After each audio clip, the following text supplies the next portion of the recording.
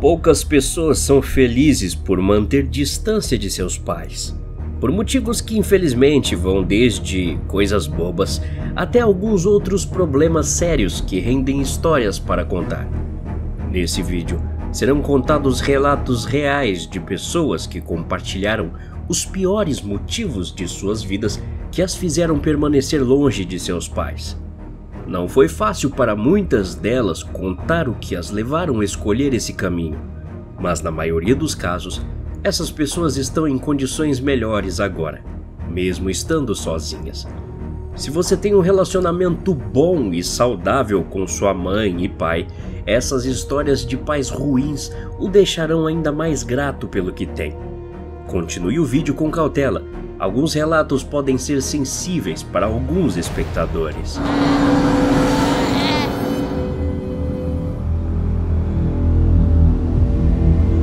Você já ouviu falar da Síndrome de Munchausen?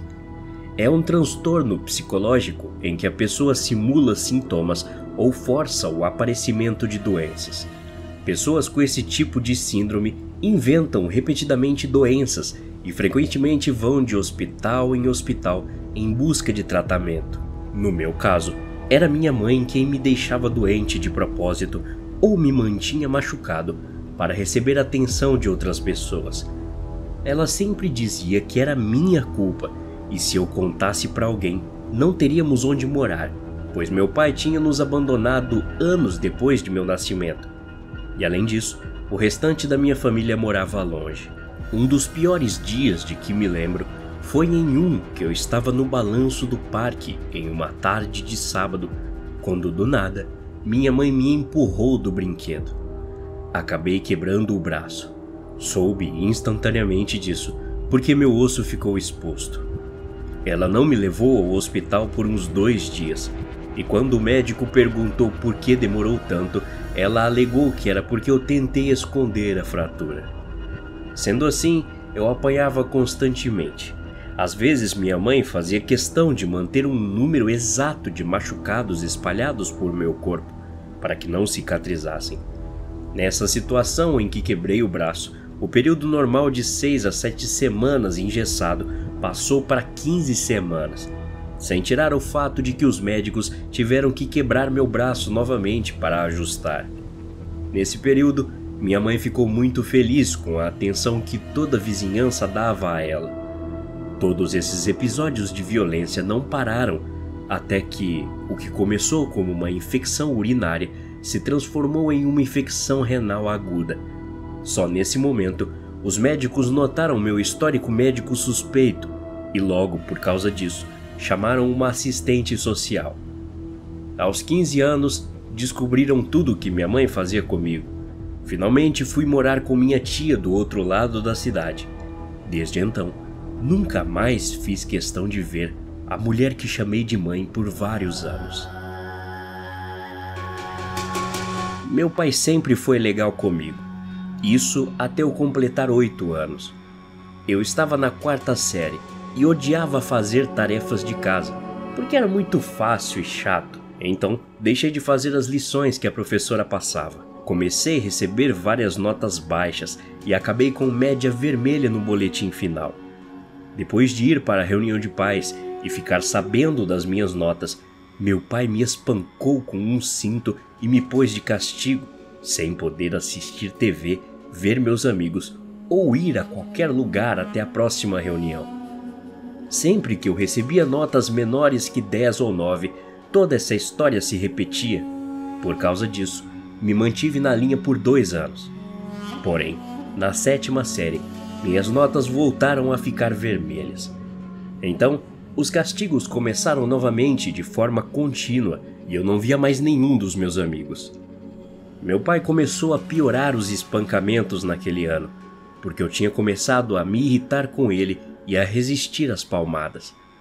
Quando fiz 15 anos, aprendi a bater e fiz uma surpresa em uma das vezes que a sessão de tortura iria começar. Naquele dia, acabei cortando o lábio inferior da boca do meu pai depois de um soco certeiro em seu rosto. Os anos se passaram. Enfim, fui aprovado em um emprego e comprei um carro quando fiz 18 anos. Aos 19, eu não estava recebendo dinheiro suficiente para manter as necessidades de casa e, num dado momento, acabei sendo despedido do emprego. Meu pai surtou. A forma mais fácil que encontrei de me livrar daquela situação foi entrando para o exército. 6 anos depois, me casei, porém minha companheira se tornou alcoólatra e também começou a se tornar fisicamente abusiva comigo. Terminamos o casamento meses depois e tive que voltar a morar com meu pai por não ter outra opção.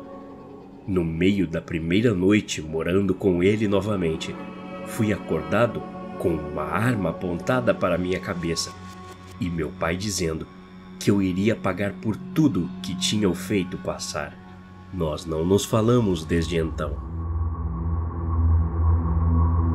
Minha mãe e meu pai viveram a vida além de suas possibilidades financeiras. Eles gastavam o dinheiro que não tinham e pegavam um empréstimo em cima do outro, para que assim pudessem comprar o que queriam. Ambos estão na casa dos 50 anos hoje em dia, não tem nada registrado em seus nomes e moram no porão na casa dos meus avós. Depois de me esforçar muito, aos 25 anos consegui organizar minha vida e comprei uma casa e um carro. Ao contrário do esperado, meus pais não se sentiram felizes pelas minhas conquistas. Na realidade, sempre que os visito, eles fazem questão de dizer que ficariam endividados por minha causa. Afinal de contas, era óbvio que um filho era sinônimo de muito gasto. Depois que eles acumularam 100 mil em dívidas de cartão de crédito e empréstimos, os convenci a declarar falência e darem tudo o que tinha em forma de troca da dívida. E em 2 anos, eles estariam livres das dívidas. No dia seguinte, ao término do prazo de falência, eles financiaram 2 carros no valor de cerca de 40 mil com juros de 24%. Eu imediatamente, quando soube, fui de encontro com eles, perguntar onde estavam com a cabeça para fazer uma coisa daquelas novamente. E a resposta que recebi foi: nós não estaremos vivos no futuro, não seremos os responsáveis por essa dívida, filho. Acredito que minha mãe tem transtorno de personalidade ou algo semelhante. Ela sempre foi completamente imprevisível, me fazendo ficar 24 horas da minha vida alerta para o que quer que estivesse sentindo.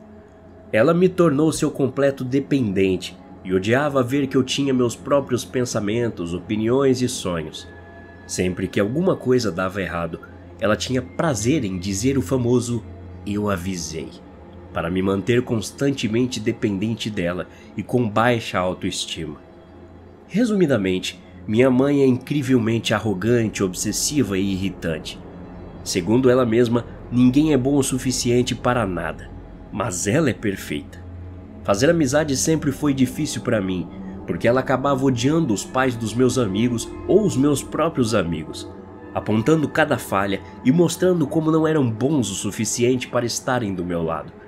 Seus jogos mentais sempre foram uma montanha russa emocional doentia, e isso bagunçou meu psicológico de várias maneiras possíveis. Tentei por muito tempo resolver o problema por meio de terapia e reorganização comportamental, mas todos os traumas me ferraram de uma forma tão profunda que nada disso me ajudou completamente. E a única forma que encontrei de enfim me libertar foi prendendo ela no sótão, sem qualquer meio de comunicação possível.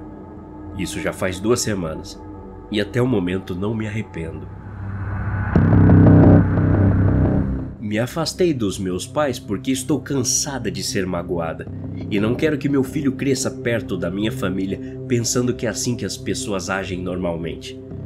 Em poucas palavras, tenho uma irmã que literalmente separou a família. Ela é manipuladora e desagradável, e tenho fatos que provam essa minha definição. Quando separei do meu marido, ela começou a namorá-lo cerca de 2 dias depois, e além disso, é arrogante com todos, desde meus pais até os seus filhos que teve com o seu ex-marido. Ela tem 32 anos, e meus pais absolutamente a mimam como se não houvesse um amanhã. Compram um carro novo para ela ou tudo que diga ter vontade. Quando saí do último Natal em família chorando pela 2ª vez, perdi minha paciência e disse aos meus pais que não ficaria mais ao lado deles se minha irmã estivesse por perto. E a resposta da minha mãe foi que minha irmã era sua melhor filha. Aparentemente, apenas ela teria maiores possibilidades de se dar bem na vida se comparado a mim. Mesmo que minha irmã tentasse tirar a minha vida, ainda iriam continuar ao lado dela. Até a próxima. Obrigado.